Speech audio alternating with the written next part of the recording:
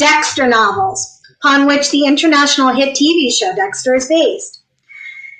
He's also the author of Fool Me Twice, which we are going to be talking about tonight. His books appear in 44 languages around the world. And now listen to what Jeff has done. He's done a couple of things besides, writers often have other careers. I think we all probably have had most of Jeff's, but there might be one or two you haven't. He has worked as an actor, comic, director, MC, bouncer. That was me, I was a bouncer. Teacher, DJ, singer, songwriter, composer, musician, TV host, sportscaster, waiter, dishwasher, teacher, arts reporter, soccer coach, talk show host, steel worker, that was me, I was also a steel worker, cook, college professor, detective gardener, handyman, greeting card salesman, and a sailing instructor. He still does occasional work as a voiceover artist, including narrating his own audiobooks. And Jeff, this was the absolute hardest drink for me to get together. Hold on. He loves a margarita. Can you see that salted rim? So welcome, Jeff. Thank you. Glad to be here. Last, but very not least, we have M. William Phelps, whom we'll call Matthew. And he's a true crime expert analyst, a creator and executive producer and writer, and the former host of Investigation Discovery's Dark Minds from 2011 to 2014. He's an investigative journalist, and Matthew's new book, We Thought We Knew You, has a kick butt, as the roads like to say, cover. He's the New York Times bestselling author of 39 books of nonfiction and a winner of the Excellence in Investigative Journalism Award from the Society of Professional Journalists and the New England Book Festival Award. Matthew has written for numerous publications, the Providence Journal, one of my favorites, Connecticut Magazine, and Hartford Courant. Diversifying his talents, he's a well-known national expert on, you guys are going to see a connection here, serial killers. And, in fact, Matthew consulted on the first season of the hit television series Dexter on Showtime. He's a constant presence on crime film sets. His favorite drink is a Coke Zero, and I had to overlap it with the Dr. Pepper. I'm sorry, but you can't tell on StreamYard or Zoom or anything. So welcome, a warm, hearty welcome, Matthew, and to all of our authors tonight. I will be sipping my favorite drink while you all have yours. Mine is Irish cream whiskey, and this kind, which was a gift, comes from Ireland. It is so yummy. I'll take a sip while our first author is talking. So, Samantha Bailey, Sam, I'd like you to tell us a little bit about Woman on the Edge. There are some specific questions I have for you, but I really just thought, first off, introduce your book to us in the world. I will do that. And first, I have to say, I'm so impressed that you found rosé and I did not. We're on lockdown here in Toronto, so things are a bit hard to come by. So enjoy it for me, please. And I also have to say, I'm a little starstruck. I have one book, my debut, and so I'm just really thrilled to be here. This is quite the experience for me. So my debut is, wait, I have to get my camera, is Woman on the Edge. And as Jenny said, it's a psychological thriller. And it is my debut, traditionally published debut. It's not the first book that I've written, as most authors would probably say. And the tagline is, she gave you her baby, and then she jumped. And so that pretty much sums up definitely the first chapter and definitely the premise of the book. The story starts off on a Chicago subway platform when Morgan Kincaid, a social worker who has suffered a lot of trauma and loss in her own life, just wants to go home. She's on the subway platform at the end of the day, just wants to go home from work, has no interest in speaking to anyone, just wants to get on the train. And a complete stranger, a woman she's never seen before in her life, approaches her and says, "Take my baby." The woman then says Morgan's name, and she thrusts her baby into Morgan's arms and jumps in front of an oncoming train. And, wow. yeah. Go on, give us the and. And just as the end of the story, well, no witness can corroborate Morgan's version of events. And Morgan has desperately wanted a baby. And so it all seems very suspicious, and Morgan becomes a suspect. And the story is told in the present with Morgan's point of view, and it's told in the past from Nicole's point of view, and Nicole is the mother who jumps. Which I think is so interesting how you braided those timelines, and it can be very hard to do because you're not in a linear, construction of a story. So, Sam, you write in one of my favorite genres. I read your book. I very much enjoyed it. I would like to know, and you touched on this a little bit in your intro. It is a very twisty-turny tale. You touched on this a little in your intro about the twisty-turny road to publication that a lot of authors face. And, one of the things I love about this December Rogue Reads is the range of authors we have here. This is your debut that, relatively recently came out. Can you tell us a little bit about that road to publication and kind of some of what's happened since? It's epic. It's epic. It's so long. I started writing at the age of 10, but I started seriously writing novels when I was 29. Which, now I'm 47 years old. So this book was published when I was 46 years old. So from the age of 29 to the age of 46, all I wanted was to see my book on a shelf. And when I was 29, I was writing rom-coms, and I signed with an agent really quickly. And I thought that was it. Here we go. I'm going to go to New York City and sign at a bookstore, and we went on submission, and it didn't work out. So I wrote another rom-com, and we went on submission again, and it didn't work out. So my agent and I at the time amicably parted ways, and I thought I needed to pivot. I was never going to give up. I wanted this so much. And so I knew I just had to keep going. I didn't know how long I would have to keep going, but I then wrote 2 more books and spent, which were darker women's fiction, and spent the next 8 years trying to find another agent, and nothing was working. My books weren't working, and I just decided I was going to keep going. And I think, like all writers, we look for stories everywhere, and everything is a story. Wherever you go, every conversation, every moment is potentially a story. And for me, my best stories come when I'm not looking so hard for them. So about 7 years ago now, I was on a Toronto subway platform, and I saw a woman holding her newborn. And like a lightning bolt, the premise for Woman on the Edge hit me. And it was pure luck. I did nothing but go to that subway platform. And that book, then I spent a year writing, and that is what landed me my fabulous agent. However, I was still not done.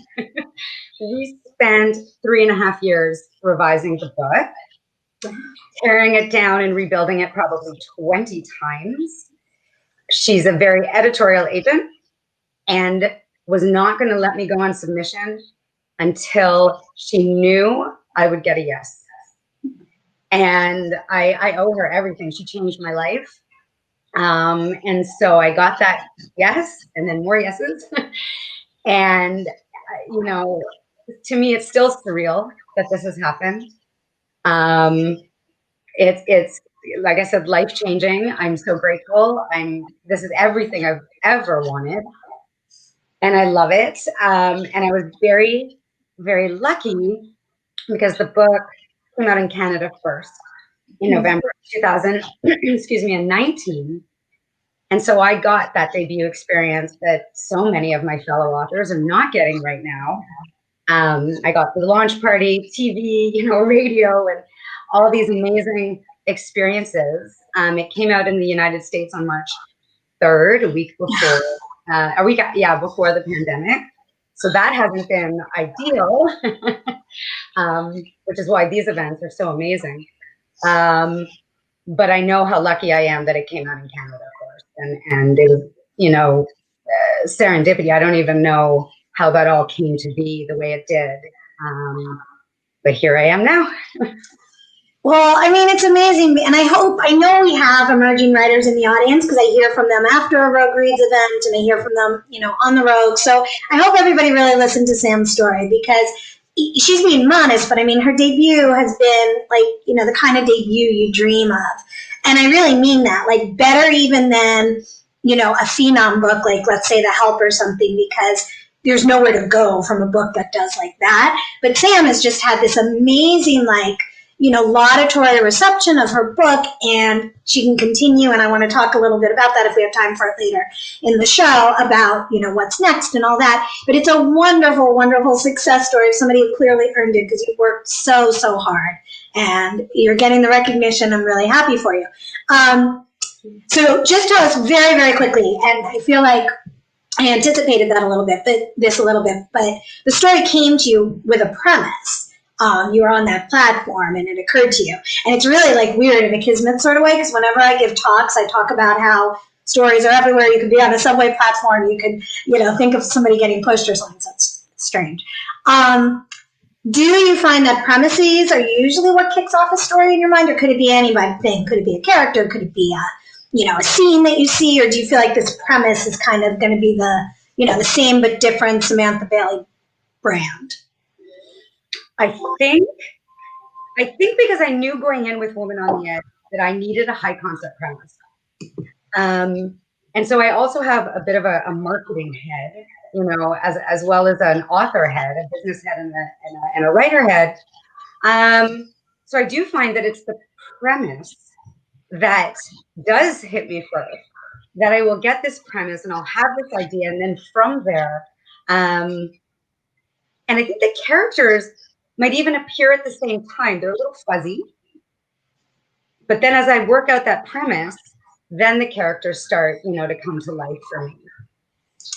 Fascinating. Okay, thank you, Sam.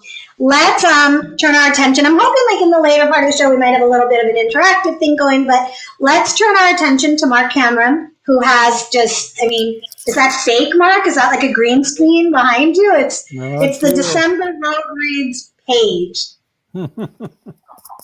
It's absolutely beautiful. It's 10 degrees outside, so we need in fact, I had a sweater on, but I looked too much like a great grandpa instead of a grandpa, so I took it off. Well, let's talk with that. Let's kick it off with that, Mark. You live in an unusual place. It's 10 degrees outside. Tell us a little bit about how you came to be where you are. What I think is fascinating is that you're writing your own book. We see it up there. It's called Bone Rattle, and that's in the Jericho Quinn series. Is that right? Arliss Cutter. I write 3 series. Jericho, yeah. Arliss Cutter. Okay.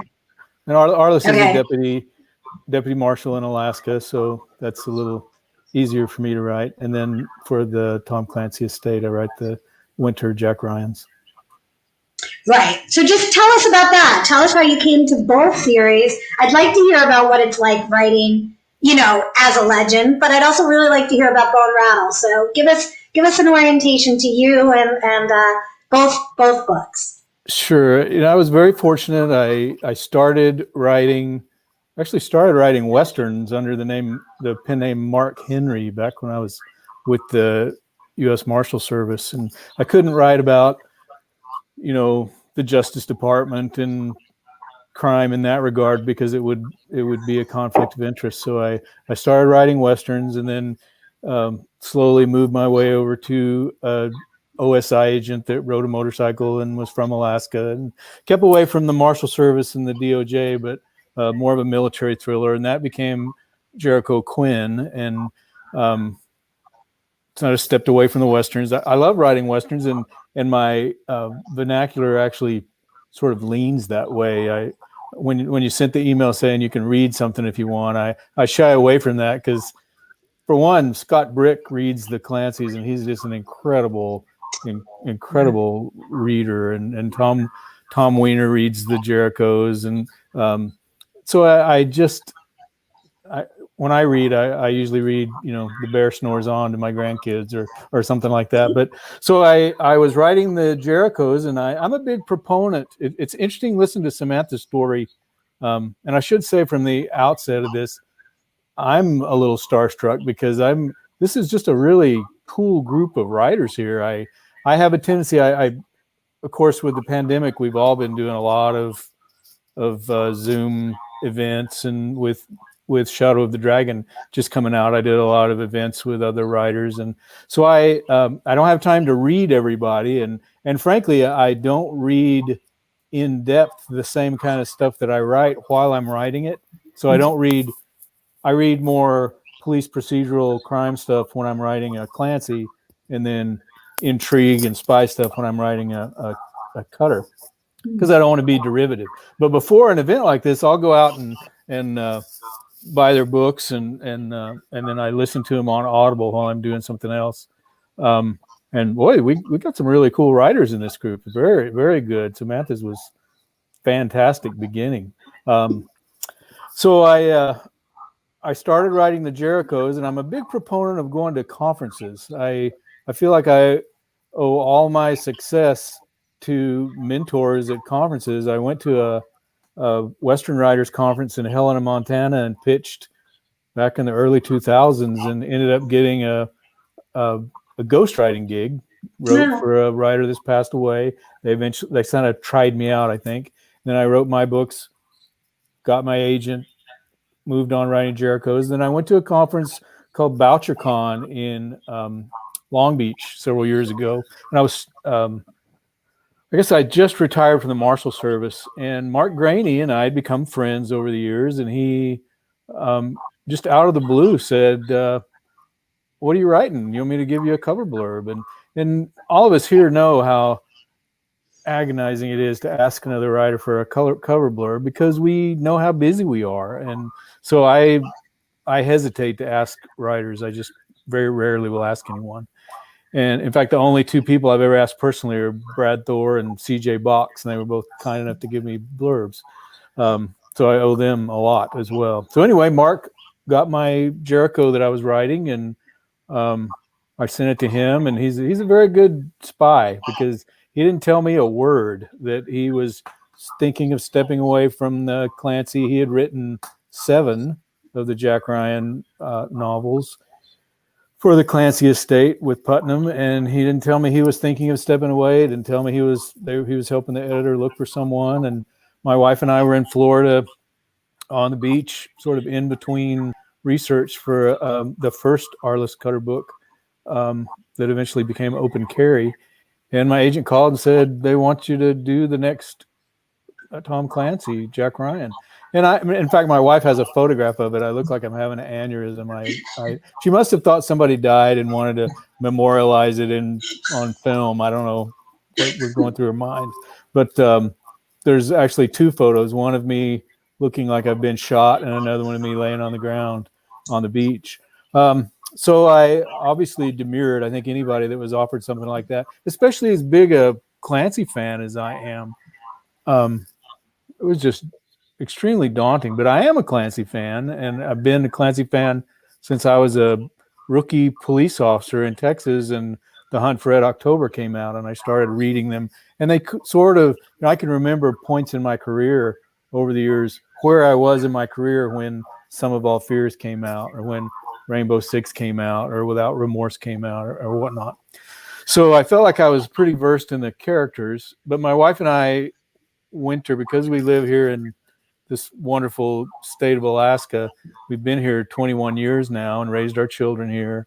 But we've found a way to winter for a couple of months in the South Pacific every winter, at least when there's not a pandemic. And so for the last 7 years, we've gone to the island of Rarotonga in the Cook Islands. We have friends there that we stay at a house that they have.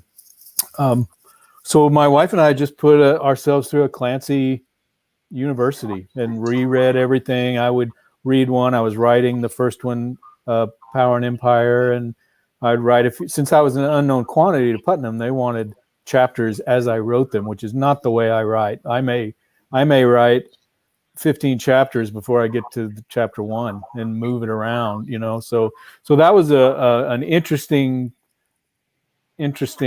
way of doing things. And Tom Colgan and I, the editor there, really learned to have I mean, he's just a great guy, good guy to work with. So anyway, I would read one, write a little bit. My wife would read another one, and I would do research, and then at night she would read something else to me from one of Mark Graney's Clancy. So we just kind of went from there, and we've been fortunate that the Clancy's help. They help me creatively because I've got these. I'm a sort of like Samantha in the way that I start a book. I start with a premise, or I begin the book with a premise, obviously, but I really start with the characters, and I really want to get to know those characters. And so, I'm 10 books and 2 novellas into the Jerichos and working on the 4th Cutter. And in January, next month, I'll start my 5th Clancy. So I have the characters. I have these characters that and of course there's new ones coming in, and I'm just always looking back to my law enforcement career. My oldest son was an OSI agent. He's a physician now. He speaks fluent Mandarin. I have lived in Japan. I have lots of friends in Japan. My youngest son's a SWAT officer. My daughter's a mountain climber and rides motorcycles. So I just talk to all my adult children and my wife. And we come up with some pretty cool plots to plunk these characters down into. So you anticipated my question about research. It sounds like you do it by informally talking with people you have access to or drawing on your own background as opposed to really hitting the books. Is that right? Well, both. I think especially with the Clancy's, I always envision a Clancy reader as somebody with a TI-80 graphing calculator and a slide rule to prove me wrong as they're reading the books. Yeah.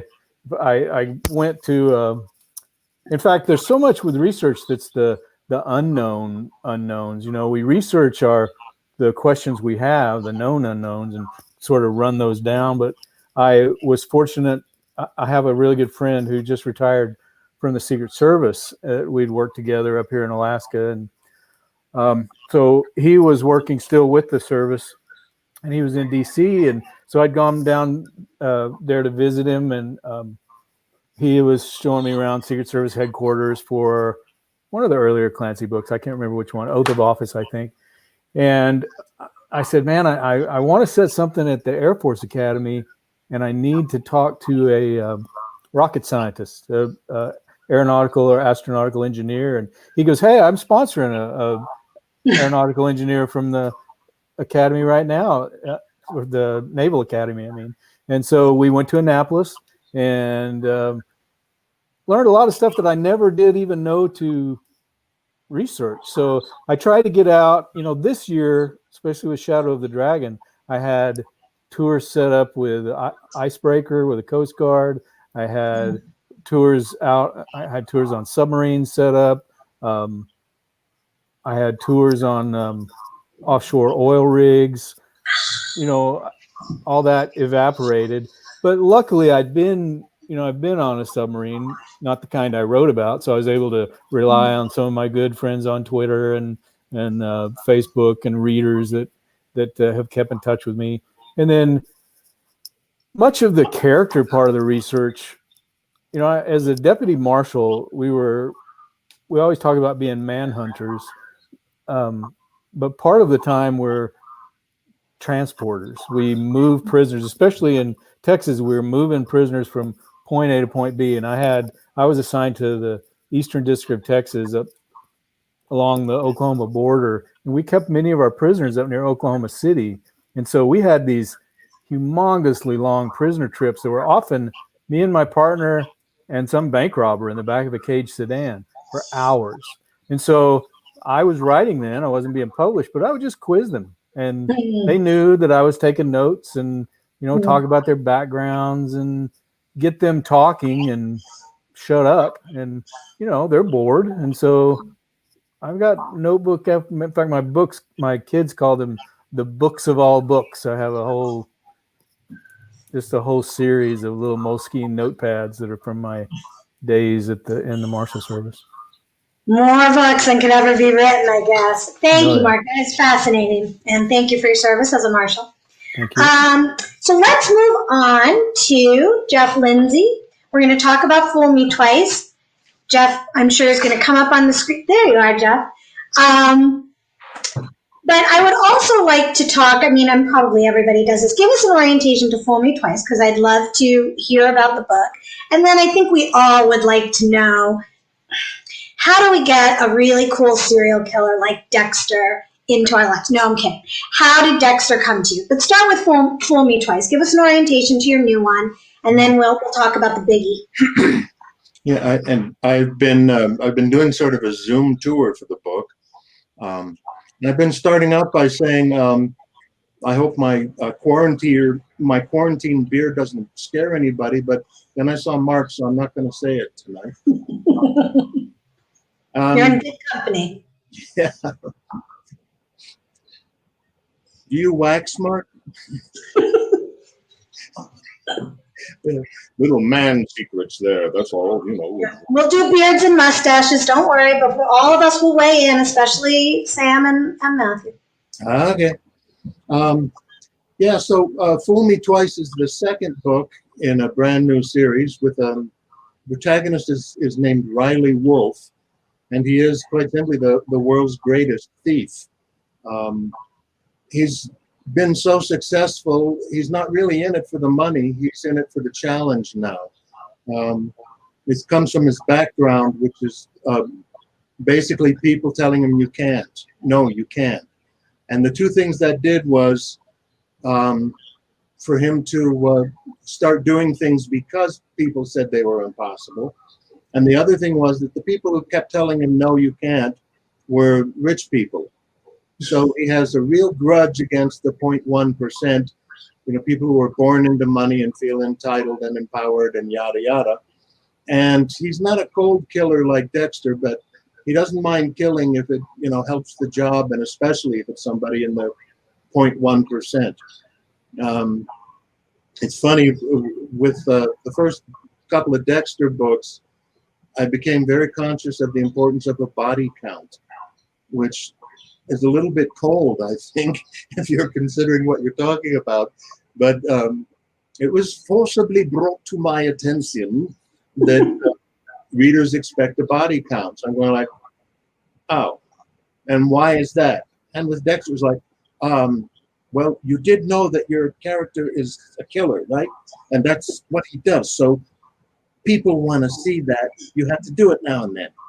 So one of the funniest sides of that is I thought the first Dexter book was going to be a one-off, because after all, who wants to read about that kind of stuff? And the other thing is how much people loved him in spite of that.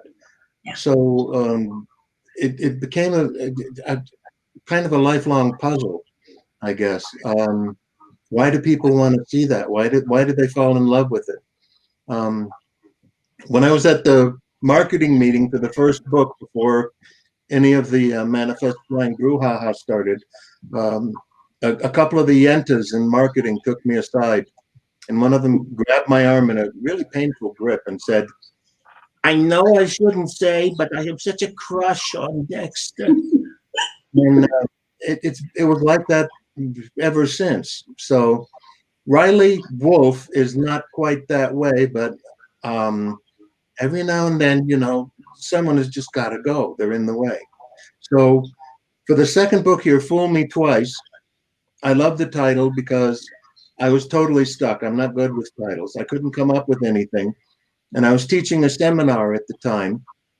And with the dean's permission, I told the students, here's the plot of the new book.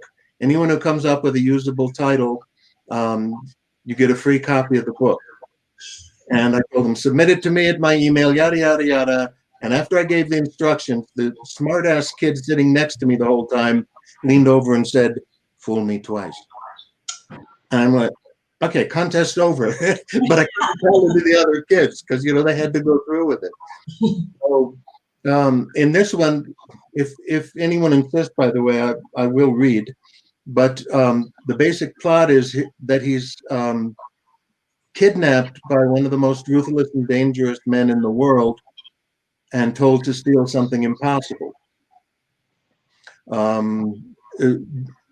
Jenny, do you think I'm going to read? Because it'll spoil the reading if I say what that is at this point. I'd love to hear. What's that, Chris? I'd love to hear you read, Jeff. Yeah, I'm hoping what we're going to do is like don't spoil it. I'm hoping we're going to get everybody, maybe even Mark, to do a really brief short reading. We'll have time for it. So I'm keeping an eye on the clock. So yes, Jeff, I hope so. Okay, do you want me to do that now or just keep yammering? No, then we'll circle back around if that's all right. Yeah. Like you'll keep talking. Uh-huh. You'll keep talking, and then we'll circle back around and everybody will read. But if you'd love to read right now, hey, go for it. We're very informal at Road Reads. Because maybe we'll run out of time and I won't have to. So, yeah, I'm gonna crack the. We're gonna have time. I vow we'll have time. One of my daughters is into theater, and she said that she gets scared before every performance, and I'm like, no kidding.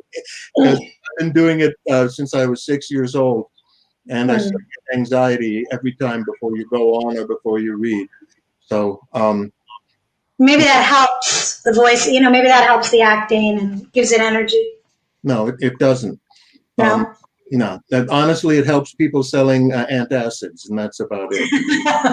But that was one of my careers as an actor and also as a voice actor. I supported myself in LA for a few years doing just what they call ADR, automatic dialogue replacement of Korean and Japanese cartoons. It wasn't anime then because we didn't have the word yet. And a lot of action movies shot in the Philippines. And so every time you're watching one of the dubbed movies and it's like, we better kill him. That was me. Jeff, do you think there's a similarity from Dexter to the Fool Me Twice, to the new series, in sort of taking the morality of crime and turning it on its ears? I think so. Yeah, that's part of what interests me. Dexter was really intended to present a moral problem, and so is Riley Wolf. It's basically the problem of why do we like bad guys? Luckily none of my daughters had the phase where they like bad guy boyfriends, but it's something I've watched, and some really, really intelligent women that I've known have fallen for total turd hammers. And you always wonder because, I knew several of these women were a lot smarter than me, and I could see what the guy was, but they were like, yeah, I know, but wow. I don't know. So it's part of the thing. And also, I worry that we've fallen into a time not merely of situational morality, but of sort of ambiguous, ever-evolving, amoeba-shaped morality that changes with however we're feeling or whatever side of an issue we're on. And so I deal with some of that, at least in my thinking about the books. I don't know how much of it comes through. No, I feel like it really does come through. That's why that's fascinating. That really is. Okay, let me ask this. And then I will move on to Mark, and then we will, we'll move on to Matthew, and then we will come back for our readings. But Jeff, if you had to, from that list of the careers that I read, which has been the most satisfying and why? Only one you can choose. Wow. See, the reason there are so many listed is that I never could decide that one was satisfying. There's a great scene in City Slickers where Curly, the cowhand, holds up the finger and says, do one thing. And that moment happened to me. A young woman who was a screenwriter, and I'd known when I was a baby, basically. Our families were friends growing up in Miami. She came out to LA to get started, and I was hanging out with her, and she watched me go through a day where I went to a rehearsal for a play I'd written and a play I was acting in, and then I did some comedy, and I had a band practice, and yada, yada, yada. And she finally said to me in the lobby of the theater after a performance of my play, you'd be really good if you just did one thing. And that woman turned into my writing partner for a while, until we got married. And that was Mary Hemingway. And she was right, but I miss it. It's really hard for me to do just one thing. And so, like even during Dexter, I was playing with a band 3 or 4 nights a week in, bars and whatnot. And I don't know. I need to be doing other things. I feel like I'm not earning my oxygen if I'm not doing all these different things that I think I'm capable of. It's just interesting to me because you guys know that saying, that they tell writers, especially emerging writers, if you can not write, don't. But that's not true in your case, Jeff. There are lots of other things that bring you that visceral joy, and yet you've also written these amazing, amazing books in 2 very different branches. Yeah, well, I would say that the 2 things that I can't avoid doing, that I can't stop, are writing and music. Mm-hmm. But it's also, like comedy or performing or whatever, because everywhere I go, I'm compelled to, the grocery clerk, I have to make her laugh. When I go to a doctor's office, I'm not happy until I've got the nurse and the doctor laughing. So it's a nasty compulsion, but I can't help it. Well, probably the Yentas liked it. All right. Thank you, Jeff. We are going to circle back around, but let's move on to M. William Phelps. Matthew. Welcome tonight, Matthew. I would love you to tell us about We Thought We Knew You, and hopefully we can see it. It does have this smashing cover. I said color, but isn't it amazing? So tell us about We Thought We Knew You, and I have some questions, I think, about investigative journalism and things like that, but talk about the book for a while first. Orient us to your new one. I think you might be muted, Matthew. I'm so happy you did that because I always wanted to say during the pandemic to someone, I thought you might be muted. So thank you, bucket list. I am unmuted, right? Mm-hmm. We Thought We Knew You is my 43rd book, I think. And it is what interested me about this, and I write nonfiction unlike everybody else here. What interested me about this case is the fact that the person who was found guilty in the case, half the town of Utica, New York, where this book takes place, believes she's innocent. And that 2 of the victims, the murder victims' family members, actually support the convicted person. So right away, I was interested in that. I'm interested in telling stories of people and how they respond to tragedy. That's kind of I think Alison Brennan wrote a quote for one of my books that said, Phelps is like the Harlan Coben of nonfiction. And I really appreciated that because that's what I do. I do what Harlan does, but I do it nonfiction wise. So I write about, he writes about people and how they respond to tragedy. And that's what I do. Lots of them lots of the cases I write about are serial killer cases, but that's a whole nother part of my career.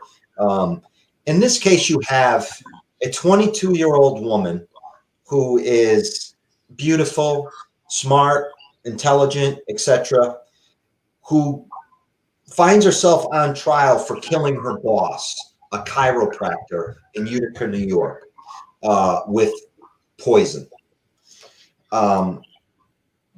And when I heard that half the town supports her, thinks she didn't do it, immediately I wanted to dig into this case and see what's going on. The other part of it was that the victim, Mary Yoder, look, every murder victim is a murder victim, and it's sad and it's upsetting and it's tragic. When I looked at Mary Yoder, I saw like almost the perfect person. I mean, everybody loved this woman. She was the type of woman she was a chiropractor.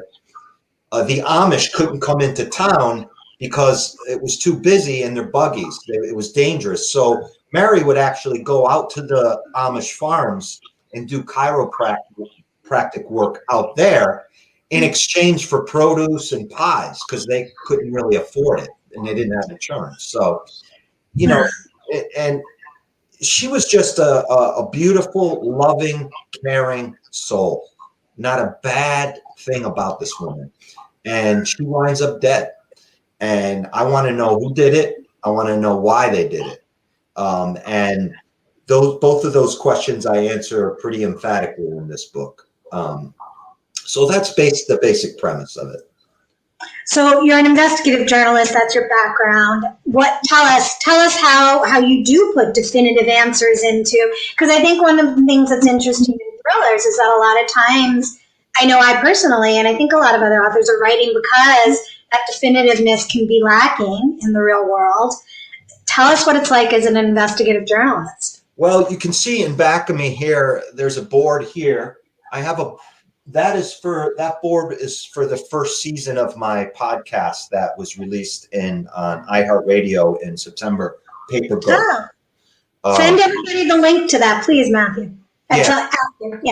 Which I happily will say, and I was humbled by this, I was number one for 2 weeks. It was number one on Apple, across the board, ahead of Joe Rogan, everybody. I was humbled by that. I was so grateful for that.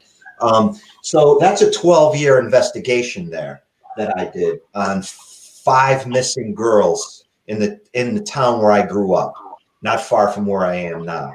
In front of me is season 2 of the podcast, which, if you saw that board, it's just huge and it's all over the place, and there's papers and files everywhere in my office. So for me as an investigative journalist, I always like to start with the documentation and dig into that.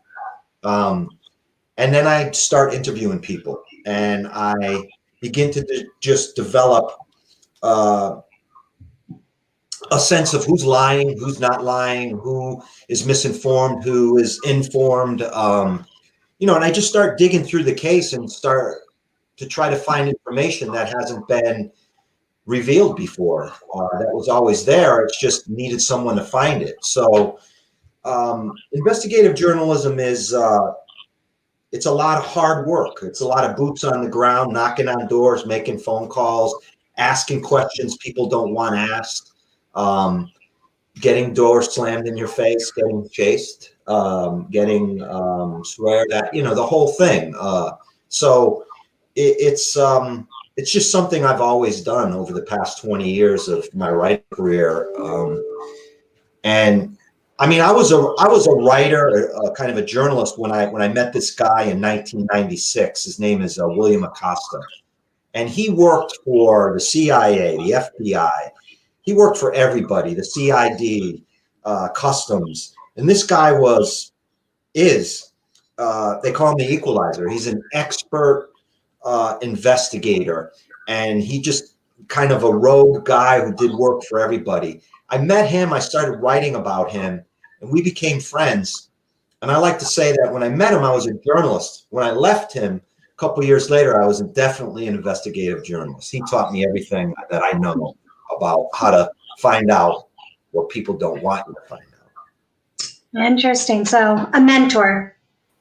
Absolutely a mentor. Samantha had a question. She wanted you to say the name of your podcast again. My podcast is called Paper Ghosts. And a paper ghost is right here. You see that flyer right there I'm pointing to? Mm-hmm. So a paper ghost is a flyer of a missing person on a telephone pole. Because the person is a ghost. They're missing. The body hasn't been found, and it's on a piece of paper. So that's where that comes from. That's a term that is used, or you coined it, or no? I didn't coin it. No. I came up with the title for the podcast, but then I looked, and I think there's been thrillers written by that. Very haunting. Well, thank you. One of the things that's hard for me with this December Rogue Reads is I feel like I could talk to each of you for a whole program, and I'm finding it very hard to stop. But that's fascinating. I guess I did want to ask just real quick, Matthew. So podcasts and, I don't know, Life magazine, no more. Is it a better or worse or just a different time to become an investigative journalist in 2021? I think there's a lot of outlets for investigative journalism now that weren't there before. Absolutely. But the problem I see is that people think they're investigative journalists and they're really not, so, they're armchair sleuths trying to do work out there that they don't really have a clue what they're doing, and they can really screw up a case that way. Yeah. A loss of rigor in terms of apprenticeship and that kind of thing. Yeah, I mean, it's work that you really need. You really need to know what you're doing. Yeah.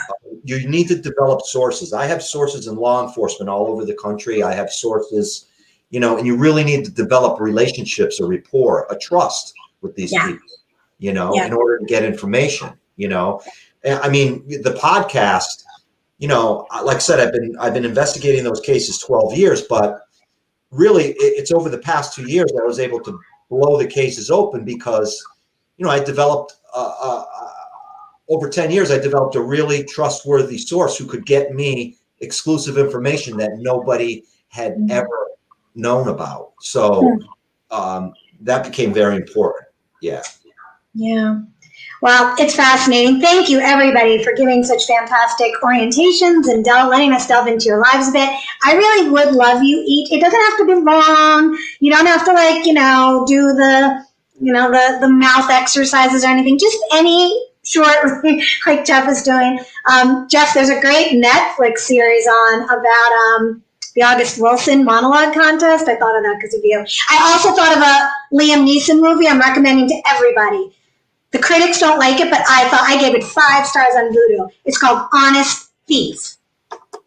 Honest Thieves? Thief. Just one thief. Kind of reminds me of what Jeff was talking about with the morality of crime. Okay, I would love it if each of our guests, we can flip-flop the order, would just read a favorite section. It doesn't have to be more than a 2 or 3 minute reading. We only have 10 minutes left for the program, and I really want each of you to tell us where you are, what you're working on now, so I want to save some time, but let's talk with Matthew. Do you feel ready to go since we have you on screen? Could you do a brief reading? Yeah. And then we'll move on to... I generally don't read because it puts people to sleep, and I can't stand reading my own book, but I will... We're all excited for it, and the audience members tell us they really love these things. So we'll go Matthew, and then Jeff, and then Mark, and then Sam for the readings. You're on, Matthew. Yeah, and I'm going to read from the epilogue about some of the investigative stuff. This is a good.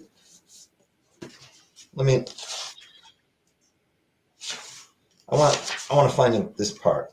Okay, so I got to get near the light. Excuse me. So denial is a thick fog clogging up and confusing the left cerebral hemisphere of the brain, which controls logical and rational thinking. Take that denial, sprinkle a cunning, manipulating liar whose control and charm are effortlessly exercised over it, and then add an additional layer of the girl next door, poor me persona that Katie has created for herself and worked with the degree of an Oscar-winning actress. When it's all merged together, you wind up with a toxic, dangerous personality. Part of this, I understand, is ignorance. Regarding those family members making wild claims about, and I'll just insert things in this case. The son of the murder victim, Adam, said, "I genuinely don't know what happened to them. Conscious or subconscious, I believe the loss of my mother was too much for them." So these are the 2 people in the family who are supporting the victim. And I'll just finish with this last paragraph. "I have studied cases where less evidence has sent men and women to prison for multiple life sentences. It's comical and inconceivable to me that when so much absolute evidence points in one particular direction and the answer appears to be direct, simple, and clear, some will push all of that aside to hop aboard a conspiracy theory train. They'll ride the rails of the rumor mill and spin speculation into belief and credibility. True crime has become a cultural pillar, integrated into everyday life. As a result, some feel the need to dramatize and twist basic murder investigations into wild ideas and schemes in order to, I reckon, amp up the entertainment value. It's as though the actual answer, proven with concrete evidence beyond any reasonable doubt, is not enough anymore. Wow. So now you know how I feel about whose side. Yeah. in the book. All right, in the case. Yeah. And I just want to say thanks to Jeff Lindsay while he can hear me for that beautiful book that when I did consult on the first season, that I read I don't know, for 24 hours straight, because they needed to turn around some crime scenes really quickly. They needed me to create some crime scenes really quickly. So I needed to read that book, and I just delved into it. It's just a wonderful, wonderful character and book. Thank you. And while we're both on audio here for just a second, Matt, I needed to ask you, do you know Mark Patinkin from Providence, the paper there? In your credit, they said no. I kind of wrote for the opinion column when I wrote back in the 90s about politics, when politics was boring. Yeah, because he was a columnist there and a classmate of mine at Middlebury. So your great paper. It's too much. I love coincidence, so I think. Yeah, right. Yeah. We have some good ones on this show. Yeah. All right, thank you for that reading, Matthew. That's it's fascinating and timely, I think. So Jeff, are you ready? Did you do your voiceover stuff? I'm a little reluctant because I've just recently started wearing reading glasses, and I don't want anyone to know. But we won't tell. It's not like 1,000 people are going to see this. Just a quick setup. This is a scene between Riley and Patrick Boniface, who is one of the most badass arms dealers in the world, if not the most. And he's brought Riley here. His right-hand person is a woman named Bernadette, who is a natural freak. She is stronger and faster than anyone Boniface has ever seen, male or female, which is why he keeps her. One side of her face has been melted in some kind of accident that we don't know about. The other half, she's perfect, beautiful. She looks like a prima ballerina, but she's terrifying. And Riley is already scared of her. So that's necessary setup here. So let's see. Okay. Boniface starts out. He says, "People think a man like me is without finer feelings. Maybe they don't know about your Louis XVI chair," I said. The 2mm smile again. It lasted about half a second, and then he went on. "Some would even say I have no soul. The very fact that I sell weapons, that I promote and even indulge in such massive and brutal violence makes me immune to finer human sentiments. And so they assume I am coarse, unfeeling, unable to experience spiritual joy or beauty." He pursed his lips slightly. "They are wrong. As I said, I am a businessman. The object of commerce is to make as much money as possible, to maximize your profit. Selling weapons was the surest way to do that. But to me, it has always been a means to an end." He paused, glanced at his fingernails. They looked fine to me. "The true measure is how a man uses his wealth, whether he chooses to regard money as an end in itself or a tool to accomplish something else. For me, I'm a collector, Mr. Wolf," he said. "I love beautiful things and I love to own them, to look at them and touch them." I tried as hard as I could not to look up at Bernadette, but I couldn't help myself. I looked up, and she was looking right back at me, waiting for me to say something, make some joke about beautiful things. I didn't say anything. I just looked away. I didn't fall off a cabbage truck like Mom used to say. Boniface didn't seem to notice. He just flicked his glance up off his nails and back at me. "In some ways, it's rather amazing that our paths haven't crossed before." I'm going to skip ahead a little, and I know that there's a time thing here. One way or another, I usually get what I go after until now. Here it comes, I thought, which is why I am here, I said. Just like I'd thought, he wanted something nobody else could get for him, because even the thought of stealing it was impossible. And so, like any intelligent, thoughtful man of the world, he'd said to himself, this looks like a job for Riley Wolf. I wished I'd brought my cape.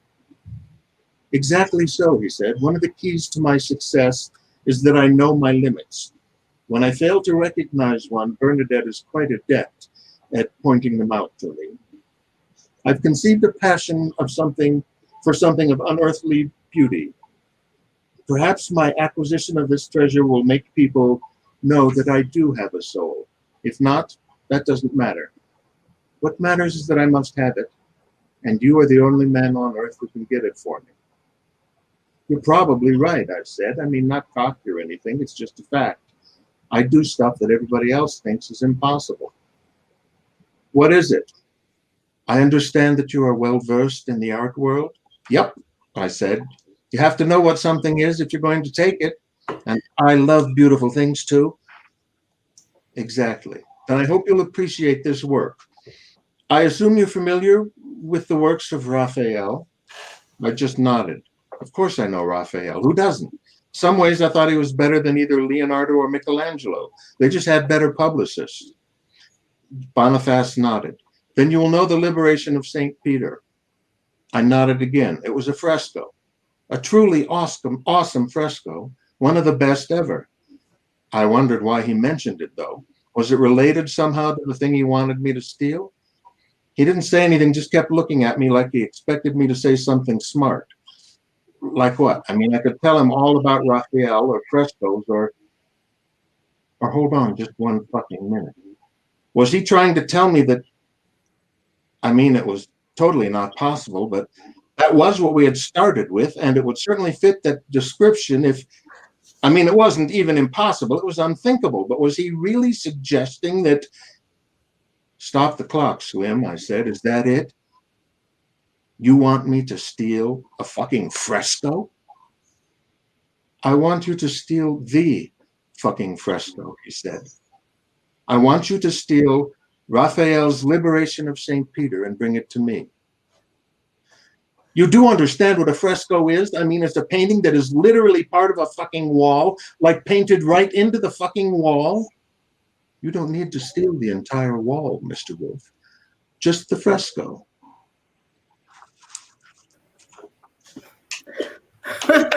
As you will treat.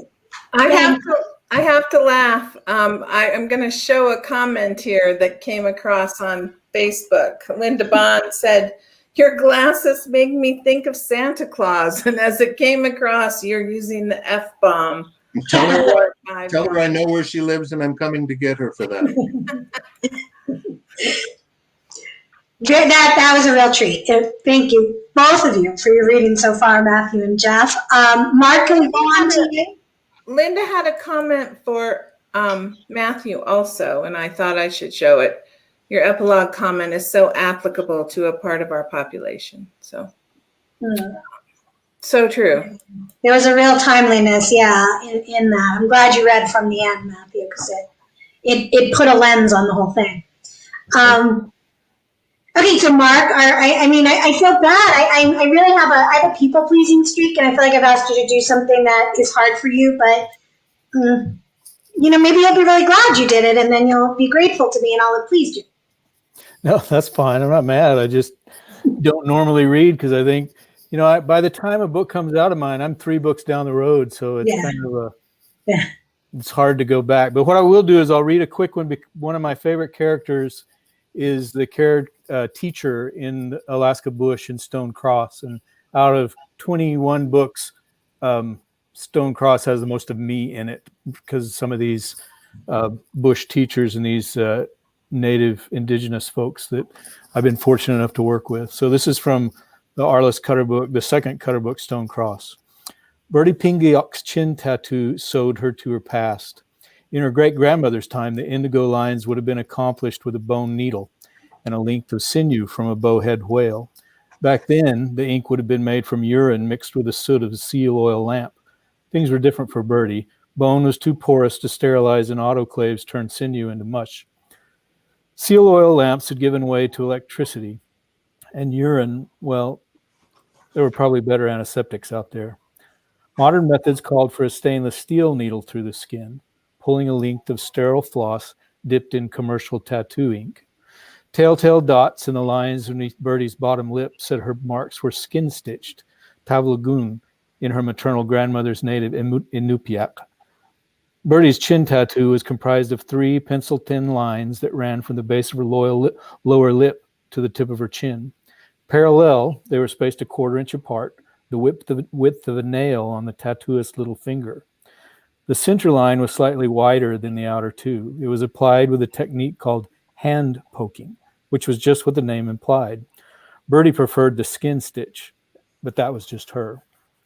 Bertie's father and his father before him were Yupik, from right here in Stone Cross, but her maternal grandmother was Inupiat from Wainwright, clear up on the Chukchi Sea.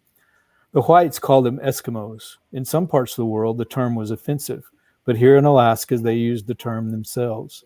Bertie never met her great-grandmother, Bertha Savak Flanagan, but she knew her namesake had been highly regarded for her wisdom and common sense. And Bertha had the same tattoo, and others as well. The story said that she had ornate designs tattooed on the inside of her thighs, so her babies would have something beautiful to look at when they were born.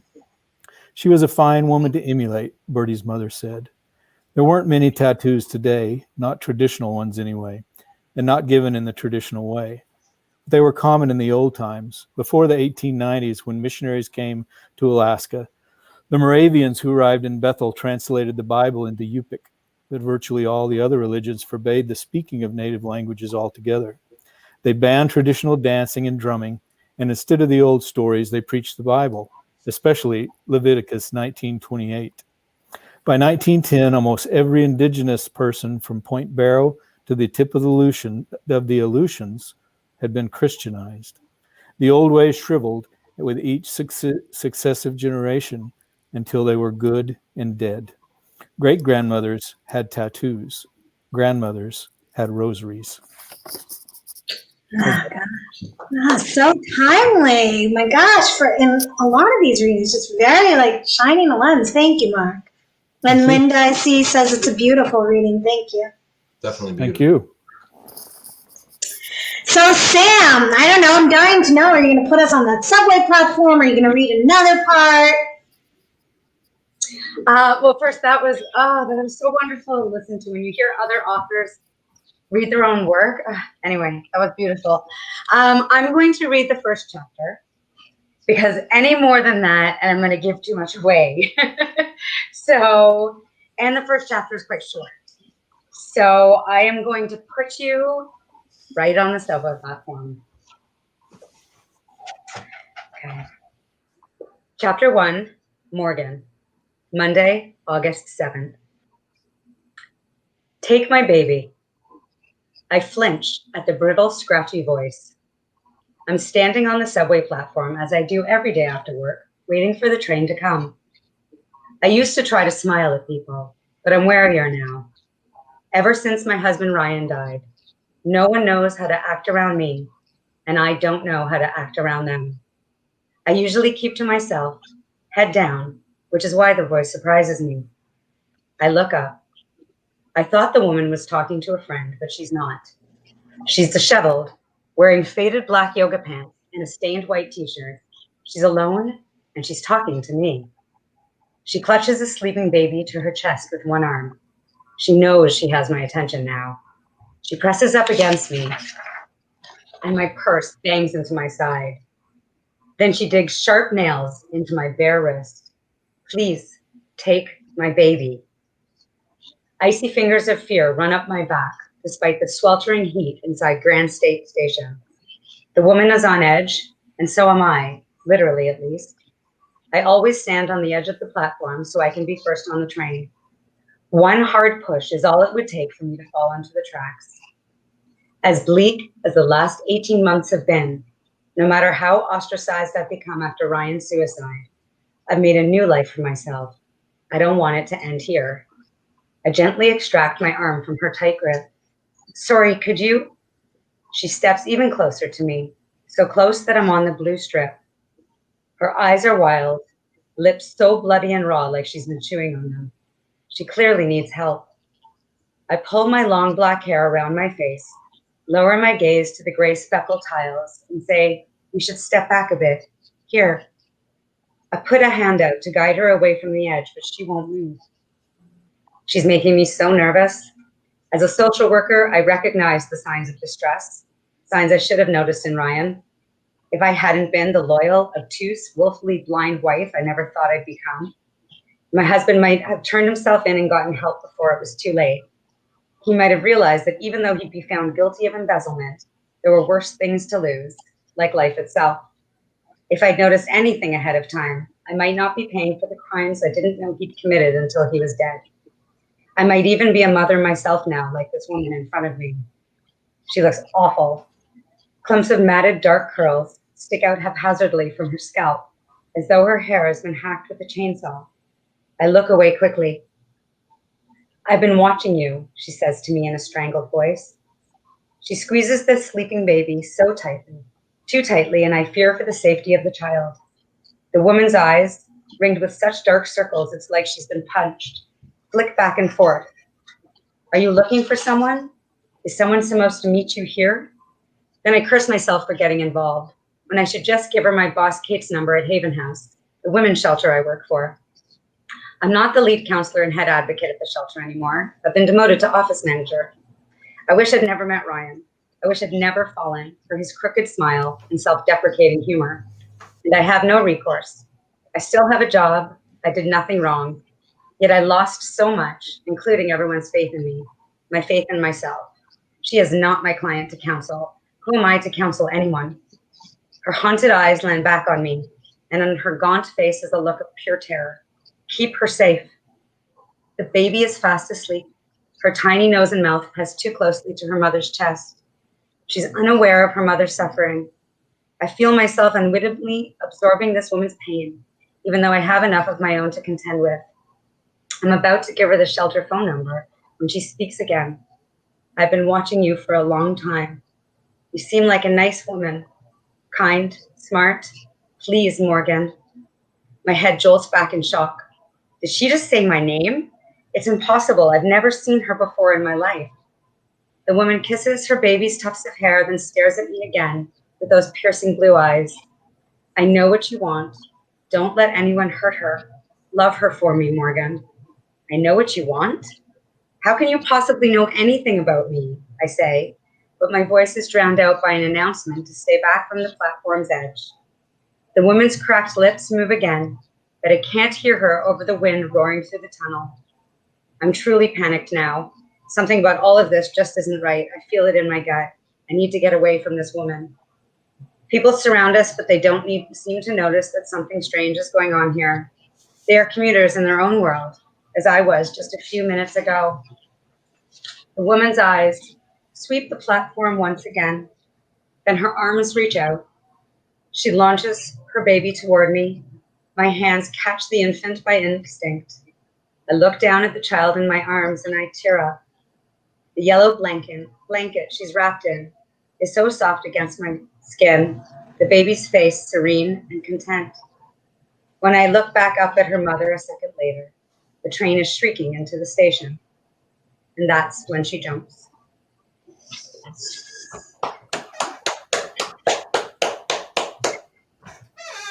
Babies, an incoming train. I mean, you just can't, you know.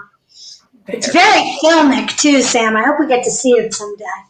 That would be my biggest dream. I have a couple of comments just before you wrap it, Jenny. Ruth Horn.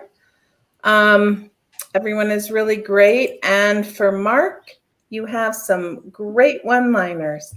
Mainly wanted you to know your bud's listening. So.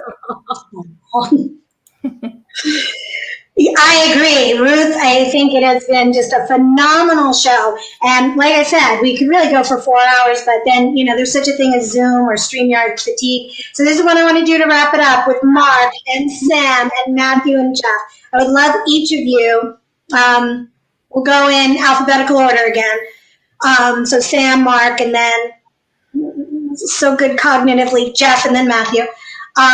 Give us, just one or two lines about what you're working on now. I know some of you touched on the brand new books, but, for writers, we're always the next book ahead, even if one is still slated to come out. Just give us a couple of lines about where you are in the pandemic and how you immerse yourself creatively and what, where you're doing that right now, so we get a sense of what we can expect from you guys and get excited about.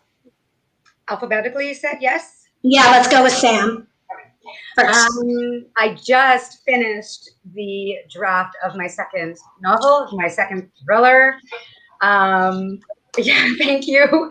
I have two kids, 10 and 13. During the pandemic, it has been a process, as I'm sure everybody understands. And it is my first thriller set in Canada. I am Canadian, but I'm also American. I'm a dual citizen, born and raised in Canada, though. So the first time I've set any book in Canada. And so I really hope that it does appeal to a wide market and a wide audience. I really hope. This book is more about middle-aged motherhood, obsession, addiction, neighbors, and a dead body. I'll leave you with that. Small things, so low stakes, I'm hearing, Sam. Thank you. Mark, where are you at? Pandemic creativity. Oh, I actually thrive in being a guy cloistered away, writing my manifestos in the woods. This is fine for me. I feel sad for my wife because she's stuck in here with me writing my manifestos and growing my beard out. But she's Canadian, by the way, born and raised in Calgary. Yeah, I'm working on the fourth Arliss Cutter, finishing that up. It's called Cold Snap. All those are set in Alaska, so it's great to go out and do research here. I can be by myself or with my youngest son and his family. They're in our bubble. He's a SWAT officer and a policeman here in Anchorage. So I'm working on that. I'll finish that, start another Tom Clancy, Jack Ryan, and be working on that throughout. But I wanted to compliment Jeff's mustache and beard.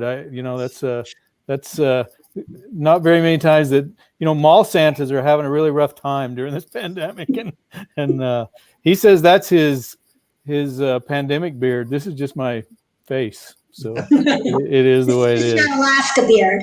That's right. Thank you, Mark. So, Mark, do you write both books at the same time, or I couldn't understand sequentially? No, I'm always thinking about a different book, but I couldn't do that. My brain is tiny enough as it is. So I'll finish. What does happen is the edits happen at the same time. So I'll turn in this particular case, I'll turn in a cutter, begin, and the plot's already done. I've gone back and forth with Tom Colgan on the next Clancy. So I'll begin writing that, and at some point during the middle of that, I'll take a break and work on the copy edits for the cutter, and then at the end of that, start another Jericho Quinn. Gotcha. So yeah. Oh, all three. Wow. Okay, great. Thank you, Jeff. Pandemic creativity and what you're working on right now. I'm just now getting over sort of a pandemic block. Not just the pandemic. I mean the fact that basically the country is whirling the drain at the moment. And I found it really hard to concentrate and work for a long time. I know I'm not the only one. I've talked to other writer friends and so on, and they're all like, what's the point of the word "the"? Why should I write "the"? What's going on? But I think I'm over it. I'm working on Riley Wolf #3, 4 theater plays, a couple of TV projects, and some games, believe it or not, electronic games, and about half a dozen songs. Because you can't just do one thing. Huh? Because you can't just do one thing. No, it's impossible. I cannot do it. I'm sorry. Thank you. And we're excited for all of the above. The games, that's very interesting. Matthew, pandemic creativity and what you're working on now. The podcast, of course. I'm working on season 2 of Paper Ghosts and sketching out 3, and also I'm doing a weekly podcast that I'm sketching out right now. So that'll be released. I don't know when, but we're working on it now, and it'll be weekly, a half-hour show. And I just finished filming a 2-hour documentary on one of my books,